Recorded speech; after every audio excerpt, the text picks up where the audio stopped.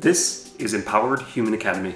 Welcome home. I think that any form of expression is going to carry some of you in it. I think, it's really unavoidable. This is about love. This is about light.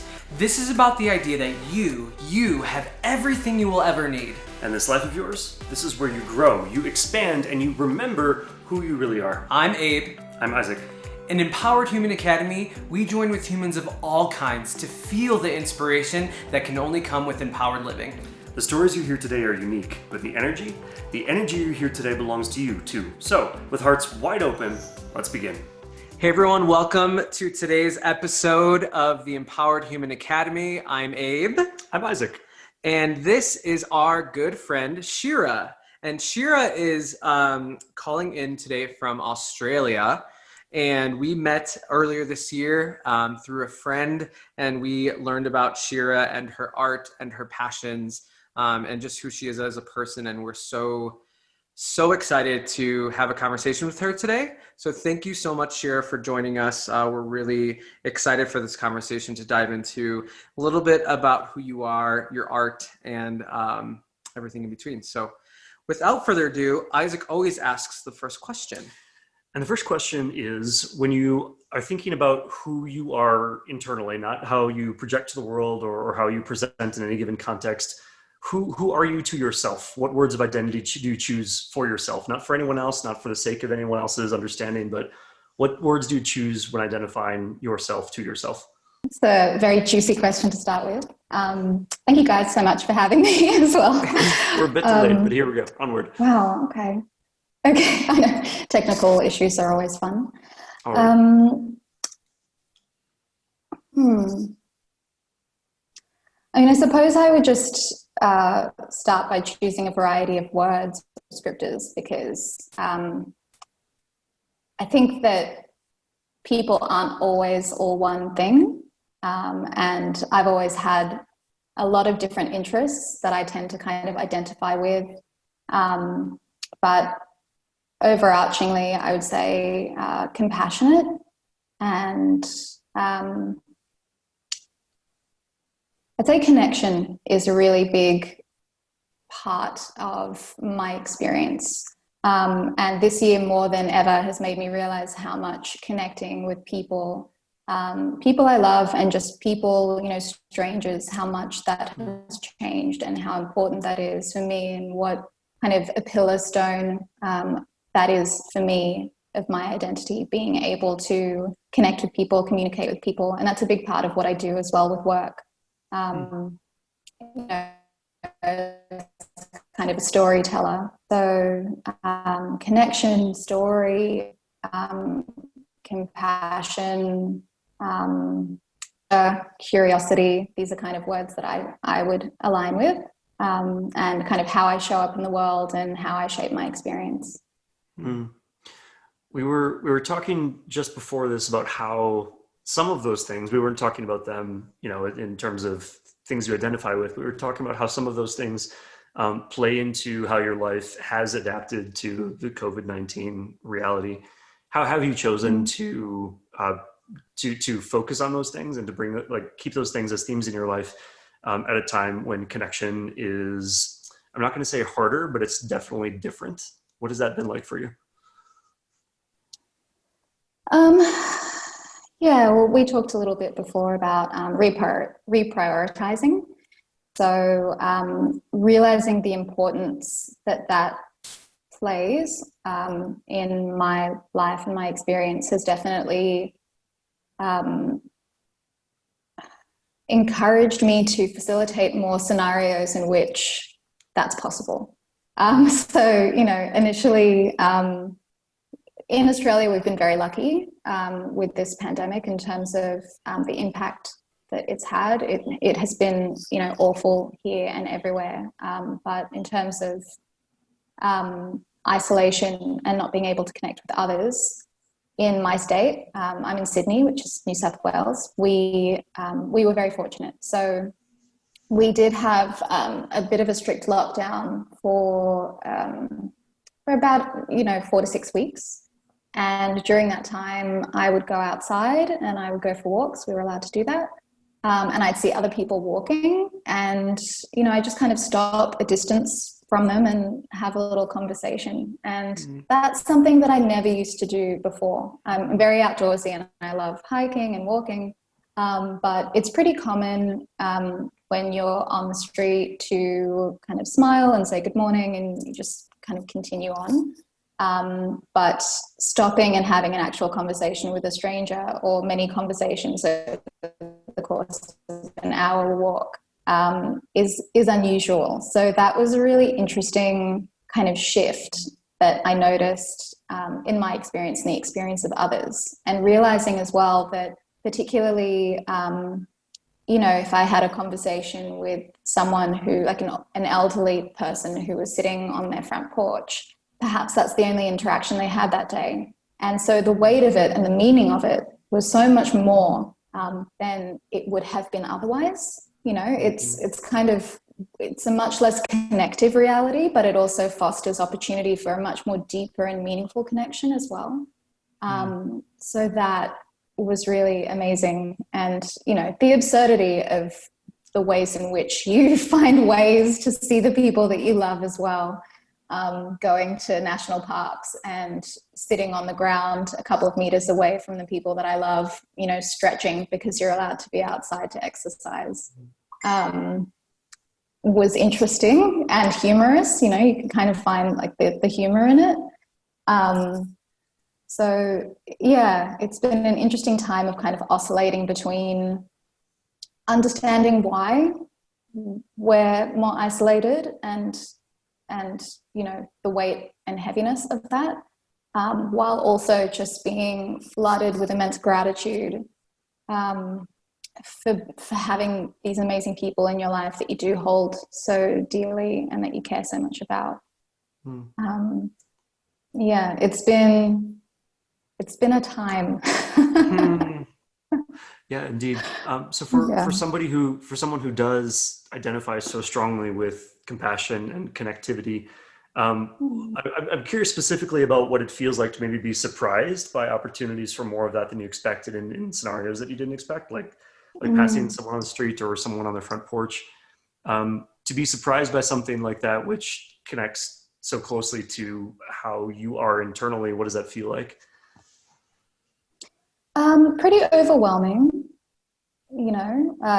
Some things that were happening here is that children were using coloured chalk to write messages of hope and encouragement on the sidewalk, and putting their teddy bears on their windowsills. So as well, even if you didn't walk past another person, there were these messages of people on the street, and you know, I'd never seen anything like that before.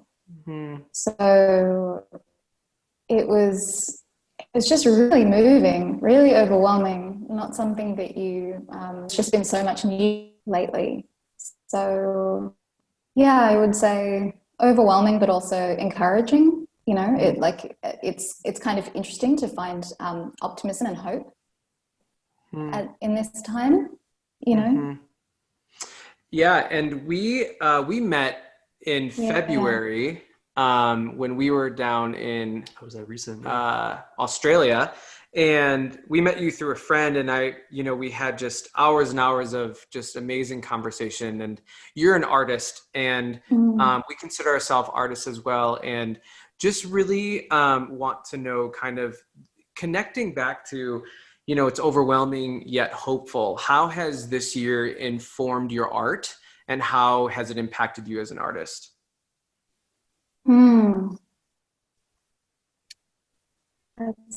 That's a really interesting question. You know, I'm sure that it has in a variety of ways. I'm not sure that I'm entirely aware of it. You know, I've carried this idea for a while that every artwork is a self-portrait, which that's not mine. That was Oscar Wilde. And I think it's very, very true. I think that any form of expression is going to carry some of you in it. I think, you know, it's really unavoidable.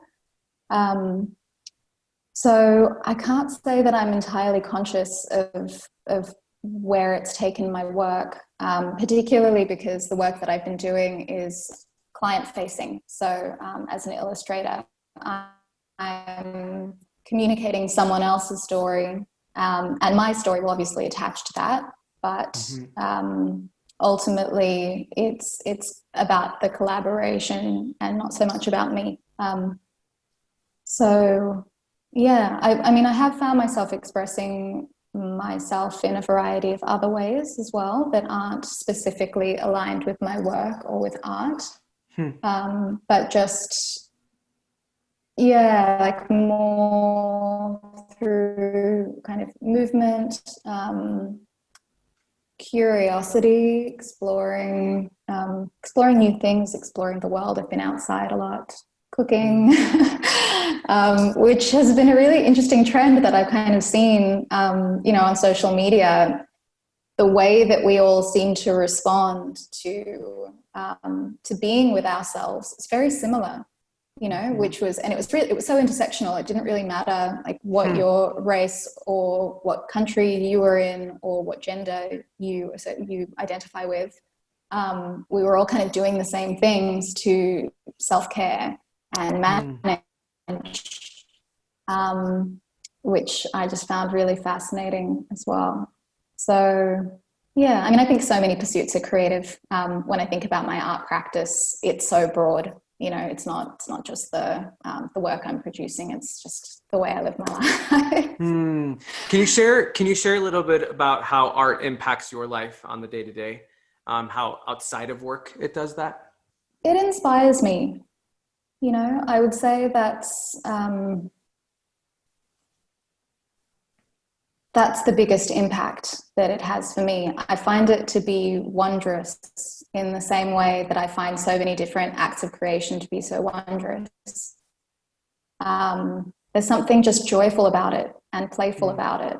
And that just makes me feel really happy. When I walk into an art space or if I'm experiencing an installation, it makes me smile. And, I think that's kind of the beauty of it, art is really evocative, and you're not always going to have a positive emotional response to the art that you're observing, but I think it's pretty special that somebody can share their story in a visual way and move people in some sort of direction. So if ever I'm feeling kind of flat or stuck, I find that experiencing some form of art makes me feel a little bit more alive, I guess, a little bit more present, a little bit more curious, a little bit more excited. That's beautiful. Speaking of experiencing art, it was communicated to us when we first met you that your art was displayed on the Harbor Bridge across from the Sydney Opera House. Is that correct? So it was displayed on the roadway that is connected to the Harbor Bridge. So yes, amazing, but not the bridge itself. It was it was on the roadway overlooking the Opera House for an event. Yeah, super New Year's cool event. Yeah, it was very cool. Yeah, so tell me. I mean, I think it's really awesome that so many people got to experience the art that you created, and because that's such a highly trafficked area. I just wanted to know kind of what your experience was like seeing your art as you drove through such a busy part of such an iconic city.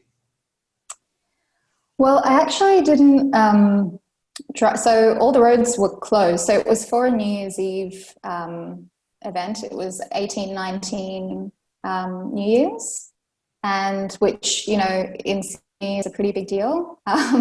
And they do a lot of fireworks off the Harbour Bridge. So that entire area is just closed to traffic. You can't actually get in there. And I was commissioned by Roads and Maritime Services, which is a division of New South Wales government, to produce a really large-scale piece to be installed on the road It was 200 meters by 4 meters. I'm not sure what that is in miles, but Wow. it was very big. And they had an event kind of on top of it. So people were standing on the artwork and looking at the harbour bridge and looking at the fireworks. And honestly, when I was approached to do that job, it was, there's a little bit of imposter syndrome going on. I was kind of shocked by it that I was getting this opportunity at this point in my career. Like, I'd already had some pretty great opportunities, but this was just such a big, large scale public thing. And it almost astounded me that I was able to rise to the challenge, because I wasn't sure that I was going to be able to, but I said yes. And I just thought, you know what, I'm just going to figure it out. I'm just going to say yes, even though I'm not sure if I can do it. And, you know, the worst that can happen is I don't manage to get it done, or the client isn't happy. And the best that can happen is I succeed. So it just, you know, and they were happy and I was happy, and, you know, the photos are really cool, and yeah, it was a pretty special moment. Yeah, we'll be sharing hopefully the photos along with this podcast episode, just so people can see it. But can you kind of explain what it looked like? Because I haven't seen it. Mm-hmm. So and kind of what it took to get you from imposter syndrome to like actually achieving something you're excited about. Okay. So the concept was to do essentially a roadmap of New South Wales, an illustrated roadmap. So it wasn't going to be to scale. It was going to have to be very creative, because New South Wales is kind of like this. And the artwork was, you know, like that. So squishing, you know, the coastline and everything into that is, you know, you gotta get a little creative. So essentially, because there were these illustrated icons from all over the state, someone could be in the Blue Mountains, or they could be in like Byron Bay. But they're also in Sydney and looking at the harbour bridge. So it's kind of cool to say, like, I watched the Sydney fireworks from Byron Bay kind of thing. So that was the concept. And when I was first approached to do the job, I didn't know who the client was, because when you have a really big client like that, there's usually a go-between. And so I was working with an advertising agency that had been hired by Roads and Maritime Services. So they contacted me and they said that they needed to do a large-scale site activation. I didn't realize it would be quite so large and quite so public, but they told me a little bit about the brief and it sounded cool, so I said yes. And then I went into a meeting and I sat across from the project manager and a few other staff members, and they told me what it actually was and who the client was. And I remember in my head thinking, oh my goodness, I've already said yes to this, and this is huge, and I don't know that I can do this, but I just sat there nodding my head and asked relevant questions as though it was any other sort of job. And then I drove home just shaking. And I remember during the concepting phase, you know, with what I do, sometimes concepting is a real struggle. There's a lot of mental resistance in trying to get my head around taking the idea from the client into a visual narrative. Is really hard, and sometimes it's really easy and it feels really intuitive and there's lots of flow and it just happens, and this was the former. So lots of struggle, lots of I don't know that I can do this, like, you know, I don't think there were any tears, but I was probably close to, and you know, the fear of kind of being found out as this imposter, essentially. but I just kind of kept going, you know. I just thought, you know, well, what are my options here? I can sit in that, and I can self-identify with those stories and not even really show up or try. Or I can keep just chipping away at it until I find something that I like, that inspires me enough to keep going. Mm-hmm. And that's what I did. And I ended up producing something I really liked. And I sent that to the client as my first draft. And they liked it. And we just collaborated from there. And sometimes I find that it's just getting that first little positive feedback, either from yourself, because you do something and you like it, you're responding to your own work. Or you get some positive feedback from a client or a friend or a loved one or someone whose opinion you care about. And that helps. So I think, you know, when you can't be your own cheerleader, having somebody else who can do that for you is wonderful, but ultimately we have to do it for ourselves. So that makes sense. yeah. I'm struck by the clarification that you may be responding to your own work versus making it for someone. That seems useful. And given that we're talking about like responding, and the fact that with this particular piece you had your audience was so large, you had so many people, and given, you know, how long you've been doing this work, audiences come in all shapes and sizes. What does it mean to, and taking this as broadly as we can, what does it mean to have an audience? Is it important? What does it mean to you to know that somebody will be reacting in any way to something that you're making or putting out into the world? Yeah. You know, first and foremost, although the work that I do is, it definitely is collaborative and I want my clients to be happy, I really strongly align with the feeling that I need to like it. So I'm like my first audience. It needs to pass me before it goes anywhere. I wouldn't send something off to a client that I wasn't happy with. So, and I have very high standards for my own work. So it's almost kind of using that standard helps to give me the confidence that it's going to be received well, because I'm my harshest critic. So if I like it, surely the client's going to like it. So that helps me to kind of feel confident in what I'm producing and putting out there. There is always this kind of fear, almost of rejection, when it comes to presenting your work either to a client or to an audience, because before I was working as an illustrator, I was producing self-directed project-based artwork that I was displaying in galleries, and that as well carried that fear and that weight of rejection, because the idea that you put something out there and somebody would be dismissive of it or just think, you know, that's rubbish, can be really heartbreaking when we talk about this idea that every artwork is a self-portrait, it's your self-expression, it's meaningful to you. So firstly, I consider myself and how I feel about it.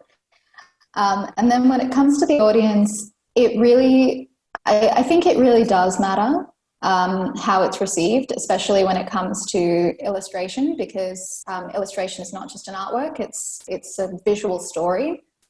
You're trying to communicate a message, it has narrative. So if that isn't picked up on by your audience, you've kind of failed to a degree. It's not really enough for it to be engaging. It almost needs to have these little like Easter eggs of meaning that people can extrapolate for themselves as well. And that's what makes it engaging.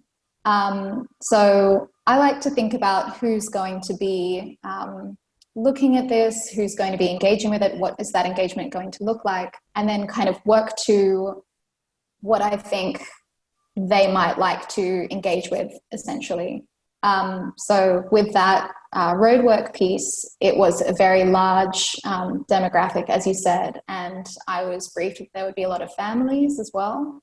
So creating something that was going to be visually engaging and interesting for adults and children was kind of what I was focused on. And that really came down to the way that it was styled, but also the elements that I chose to include in terms of icons. So yeah, it's interesting. There's a lot more to it than just creating like a beautiful image. but that's what I love about it. It's challenging, it's expansive, and those things excite me. Yeah, that makes sense.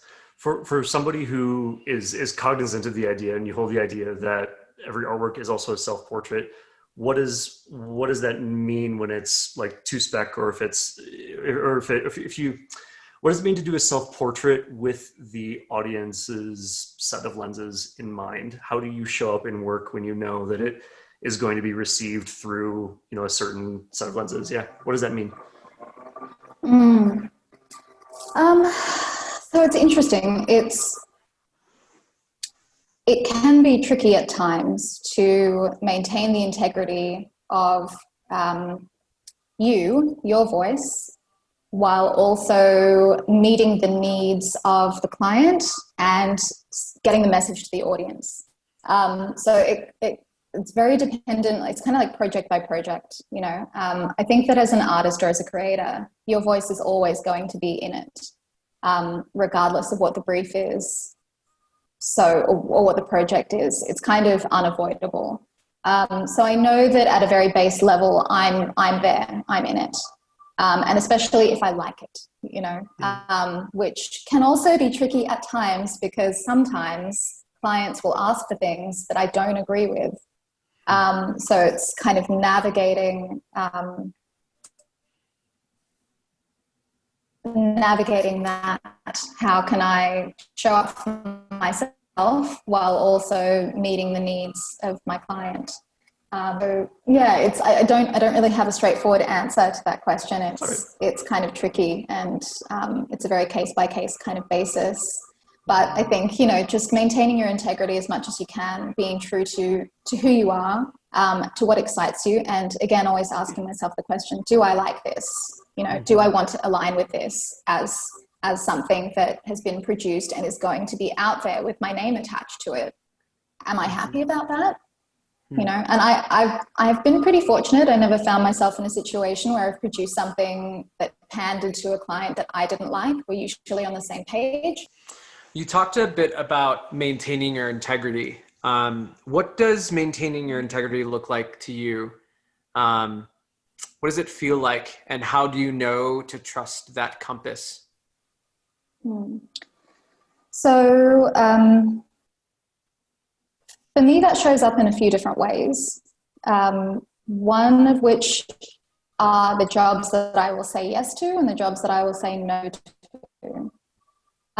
So I hold my values very kind of close to my heart. They're, a big part of how I self-identify. And I've been approached to do jobs that I just didn't agree with. And so I said no. And so in that respect, that's me upholding my integrity, because I care more about aligning myself with people who share my values than I do about work. So there's that. In terms of artistic integrity, making sure that what I produce is something that I am going to like, I would say is kind of what it comes down to at a base level, because I need to be happy about what I put out there if it's representing me. And like a part of what I do, I suppose, is explaining to clients why I make the decisions that I make, so that they're on board with me. And that's kind of what I mean by good communication. If I want to make sure that the outcome is something that is going to align with who I am, how I see my work, and where that value is, then just being really open, honest, vulnerable with clients, and saying, I know that you think you want to do that, but I don't think it's going to work. And for these reasons, I will create something for you to show you why it doesn't work if you want to do that, but it's going to set us back a little because it's not what you want. And that's kind of that, that happens sometimes because they've hired me because they're not visual thinkers, so they can't visualize it. They'll tell me what they want and I can visualize it, and then they'll say that they want something which is definitely not what they want. but they can't see it yet until I deliver it and they don't like it. So I think that's quite a common issue for designers and illustrators as well, kind of knowing immediately when something is not going to work. But sometimes you just have to show them that it doesn't work because they won't listen. So yeah, it's just, I guess it's standing up for yourself is what it comes down to. And I find this really fascinating because I view and I see this as there's a common thread between all of the things that you're kind of sharing with us. I sense a level of confidence. I sense a level of self-understanding. It's really an amazing privilege that you have the opportunity to say no to some clients and yes to some clients. And it's also like, takes a lot of understanding yourself and what feels right to you in order to be like, this feels good or this doesn't feel good. And I just want to know, have you always been like that? Because I feel like a lot of people and myself in the past as an artist, I struggle with that confidence in like standing up for myself or saying yes to what I want and no to what I don't want. Have you always been like that? And if yes, like teach us how, and two, if not, like how, and if you haven't, how have you kind of strengthened that muscle for yourself? I was not always able to do that for myself. I think I spent a lot of time, not just in work, but in life, thinking that I needed to be amenable always. And it just didn't serve me. And I think that you can only participate in something that doesn't serve you for so long before it no longer becomes an option. So that's, there was kind of no other way eventually, when something just doesn't feel right, it doesn't feel right. So that was a matter of practice. I think the first time that I can't exactly remember the first time it happened, but I can remember moments when I was really scared to tell a client that their vision didn't look good and wasn't going to work. I remember writing the email and being very apologetic about it, and then editing it and just being very matter of fact and realizing, you know what, they've hired me for my expertise. I know what looks good. I know what doesn't. How closely held this idea that they've just come up with is. I'm making some assumptions that they care very much about this. Maybe they don't. So I think at that point, I was just generally starting to get a little bit curious about where people are at, and recognizing that, if you're not too sure, rather than making an assumption, asking. So as soon as I started to get a little bit more curious, things changed a lot for me. And, with that email, I just ended up saying, I tried it. It didn't work. I think this is a better option. Let me know what you think. And they were really happy with what I sent through, and I was happy with it too. And that's kind of, it's kind of little moments like that where you stand up for yourself a little bit and you see that there is no resistance, and that people are with you, and that you can have a conversation. It doesn't need to be a big struggle. People aren't necessarily going to be offended or upset with you. And that gives you the confidence to just keep doing that. So that's kind of how it worked for me. It was just little moments over time that built up my confidence to kind of stand up for myself and what I thought and felt. It's not, if there were an easier path there, that would be great. I can't share it because I don't know it. But it was lots of little inputs over time, and also exposing myself to really great thought leaders around vulnerability and worthiness, and leaning into those uncomfortable spaces, I suppose, taking a little risk, because, you know, so often it pays off. I mean, I can't think of moments where I took a risk and it didn't pay off. And I can think of moments where I took what I thought was the safe route and I was much worse off for it. So I think choosing yourself is never the wrong move, one way or another, you know. Yeah. That's beautiful. I'm super taken by the idea of curiosity as almost a frictionless path to finding your own best and most honest expression in a situation. I know for myself, like I came from a place too of thinking that I never, that I always needed to be amenable to the situation, that I always needed to be somebody who, like, I thought that offering no resistance on my part meant automatically saying yes to everything. And so the idea that using one's own voice doesn't, like, there may not be resistance on the other end. And in fact, curiosity may be a resistance-free path to that full expression. That's a super cool idea. So thank you for that. Can you tell me where, like, it said how you do one thing is how you do everything. How does that kind of curiosity play out in other areas of your life? I tend to have more meaningful conversations with people now. I've always wanted to, and, you know, like we said at the beginning of this conversation, connection is a really big and impactful part of my life.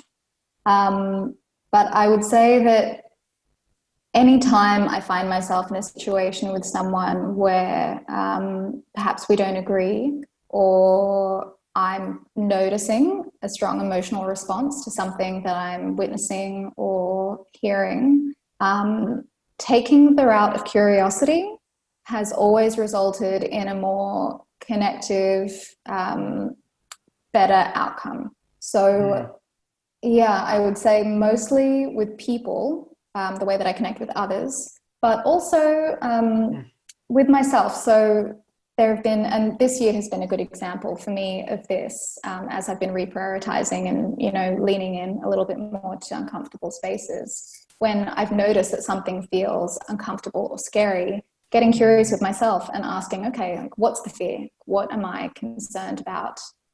Rather than just wholly identifying with that idea of fear and discomfort, because if I do that, I'm just going to retract. There's a podcast that I love called the Mark Groves podcast. The host is Mark Groves, wonderful human.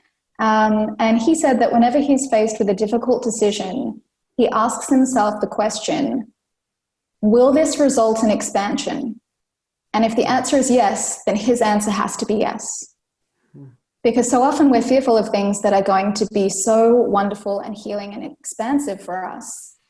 And that's what I want for me, you know? So, yeah, I think, and that's what I was saying about thought leaders who inspire me. Brene Brown is also a huge one, and she talks a lot about curiosity. That's where I got the idea from.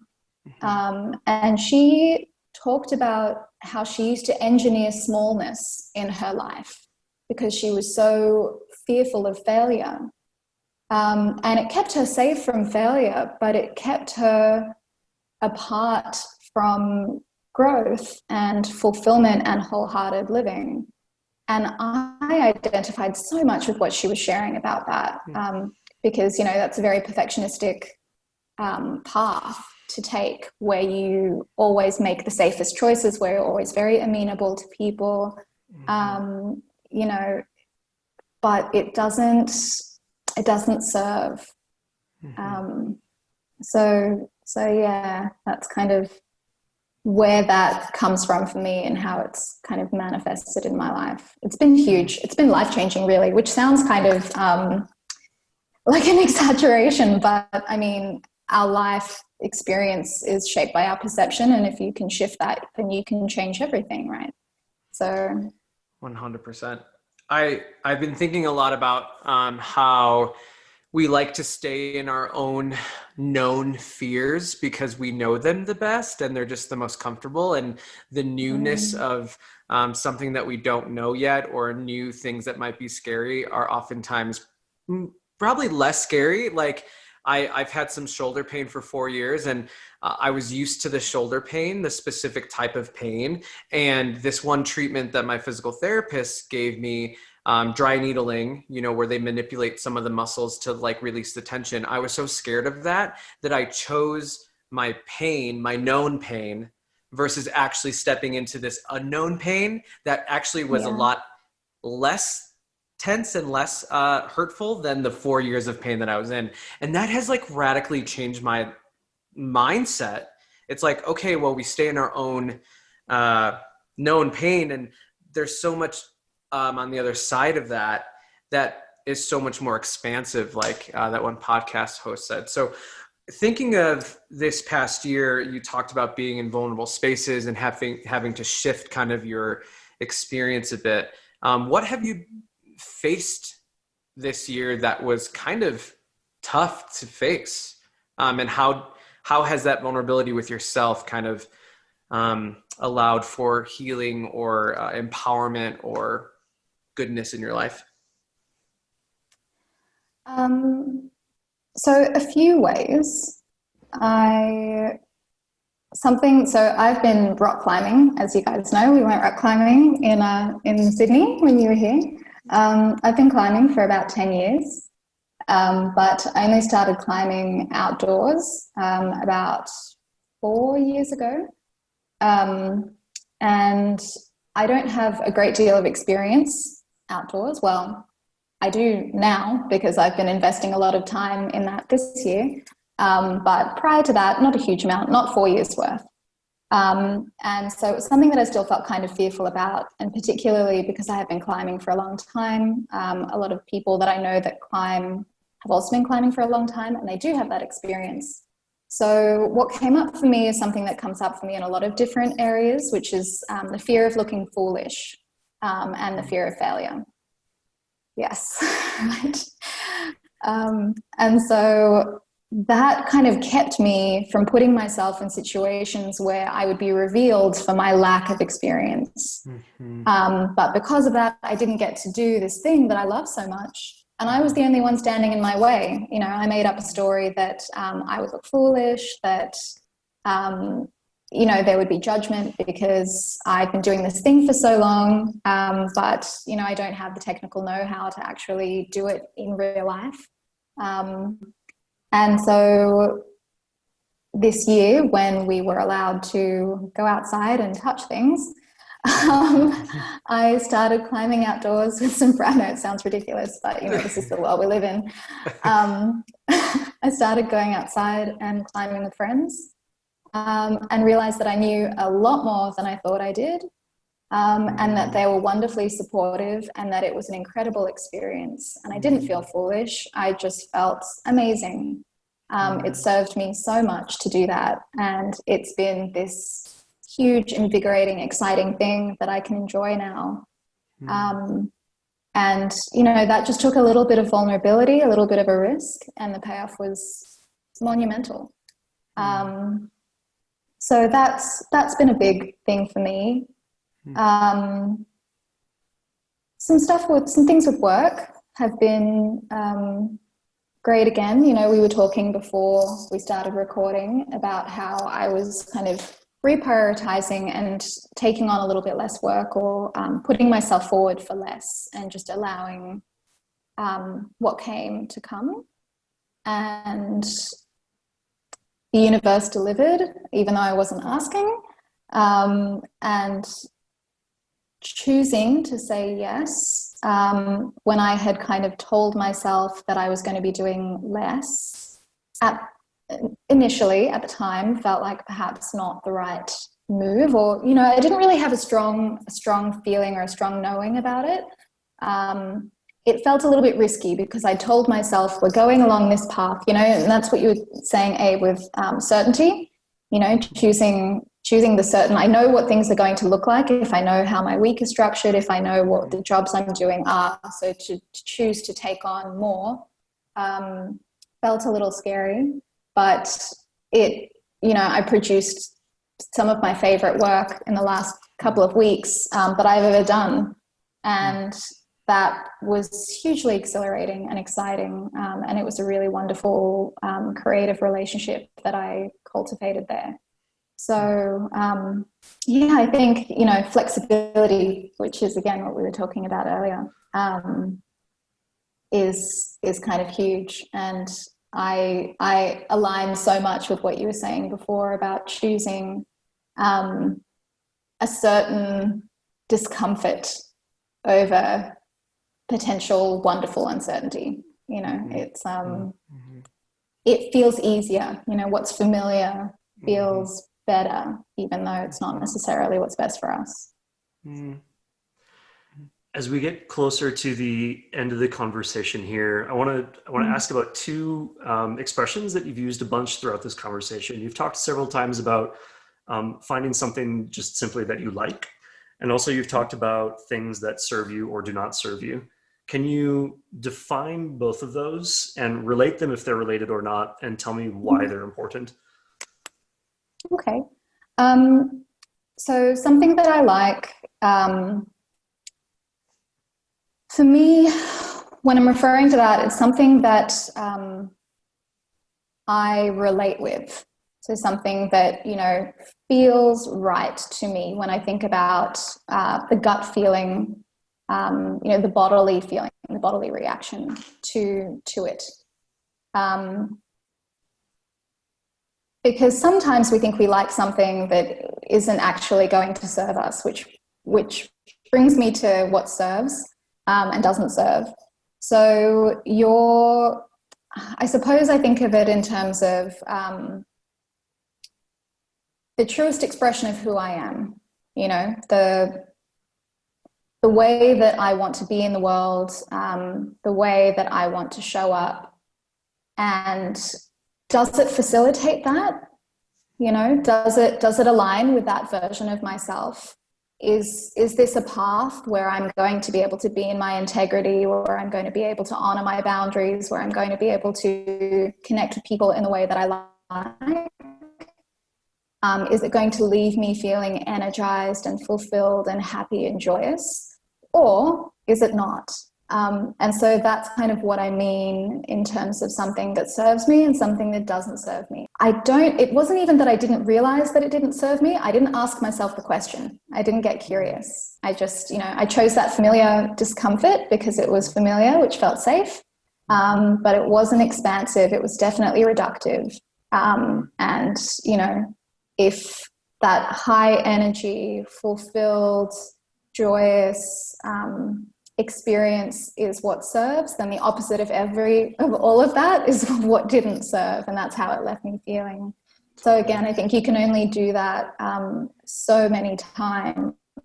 It becomes like a self-limiting course of action, right? Like we're at capacity at some point. So it's just about choice, really. Yeah. I was talking to Isaac about that this morning, actually, about how there are some thought patterns in my life that I'm just over because, like, I thought that this, like, familiar beating myself up or, like, this familiar pain that I'm talking about would, like, serve me. And it just doesn't anymore. And that's, like, I'm just so over it. And you come to a point where you just have to move on.